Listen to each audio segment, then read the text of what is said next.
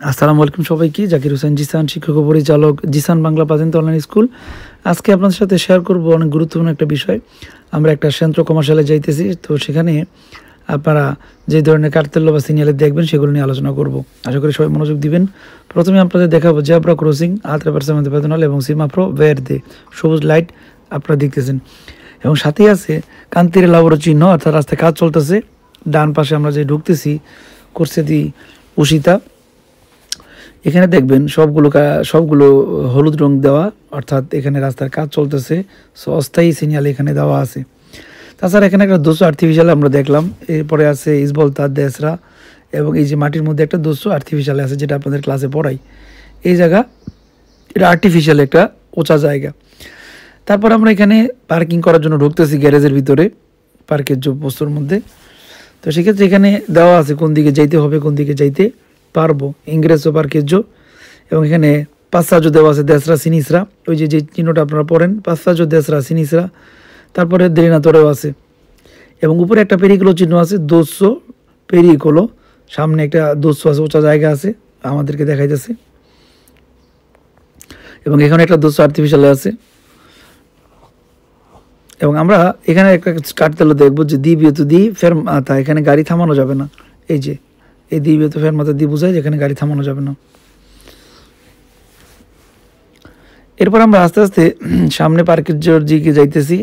এখানে ধীরে সুস্থে যাইতে হয়, যেহেতু পার্কিং সবসময় বিজি থাকে এই সুপার মার্কেটে। আমাদেরকে ক্যান্সেল পার হয়ে যাইতে হইতেছে। সামনে ডান দিকে আমরা ঢুকবো, এখানে মাটির মধ্যে দেওয়া আছে, সোজা যাওয়া যাবে, ডান দিকেও যাওয়া যাবে। তো আমরা ডান দিকে ঢুকলাম। ডান দিকে ঢোকার পরে এখানে দেখেন পার্কের একদম পিএনও সবসময় ভরা থাকে, তো ওখানে দেওয়া থাকে দিরিত্ব অবলিগো, এবং সামনে দেওয়া আছে উষিতা। সোজা গেলে আমরা উষিতা পাবো বা বেরোয়ার জায়গা পাবো। যখন আপনার সুপার মার্কেটে বা শপিং সেন্টারে যাবেন, তখন পার্কিং করার বিষয়টা খুবই ইম্পর্টেন্ট। এখানে কার্তেলগুলো ভালো করে চেনা, নয়তো আপনাকে অনেক সময় লাগবে ঘুরতে, বের হইতে, বা একই জায়গায় বারবার ঘুরতে হবে। যেহেতু এই দেশে পার্কিং প্লটগুলো অনেক বড় হয়, সো আপনাকে কার্তেলগুলো ভালো করে চিনে রাখতে হবে। অবলিগো দিরিত্ব, আলট্রাভার্সামেন্ট পেদনালে, এই জিনিসগুলো আপনাকে দেখে চিনে রাখতে হবে। এবং দিরিত্ব বা দেশরা কোন দিকে যাইতে বলে আপনারা দেখবেন। আপনারা যারা আমাদের ভিডিওগুলো দেখেন, আমাদের সাথে ক্লাস করেন, আপনারা জানেন যে আপনাদেরকে থিওরি ক্লাসগুলোতে অনেক ভালো করে গুরুত্ব দেওয়া হয়, যাতে করে এগুলো আপনারা চিনতে পারেন ভালো করে এবং গাড়ি চালানোর সময় কোনো সমস্যা না হয়। তা আমরা এখন পার্কিং খুঁজতেছি। অ্যাকচুয়ালি পার্কিং খোঁজার জন্য অন্তত 4-5 মিনিট সময় লাগে। অপেক্ষা করতেছি এবং সামনে আগে যেতেছি। যেখানে পোস্ত খালি থাকবে সেখানেই আমি পার্কিং করব। সো চেষ্টা করতেছি পার্কিং প্লট খুঁজে বের করতে। এখানে দেওয়া আছে উষিতা, সোজা গেলে মানে ডান দিকে গেলে উষিতা পাবো, আর সোজা গেলে আমরা পার্কিং পাবো। তা আমরা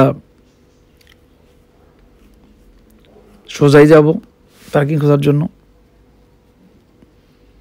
এবং এখানে একটা পার্কিং খালি আছে, যেটা পার্কিং করা যেতে পারে, কিন্তু আমরা এই জায়গায় করবো না। যেখানে গেট থাকে ক্যান্সেল মার্কেটে ঢোকার, সেই তার কাছেই আমরা পার্কিং করার চেষ্টা করব। এখানে একটা পোস্ত খালি আছে। এবং এখানে একটা বিষয় হচ্ছে যে আপনারা যে নাম্বার দেখতেছেন বি দিশা সেতে, এই নাম্বারগুলো আপনাদেরকে কিন্তু চিনে রাখতে হবে। কারণ যখন আপনি পার্কিং করবেন, পার্কিং থেকে বেরোয়ার পর আপনি ভুলে যাবেন যে আপনি কোথায় পার্কিং করছেন।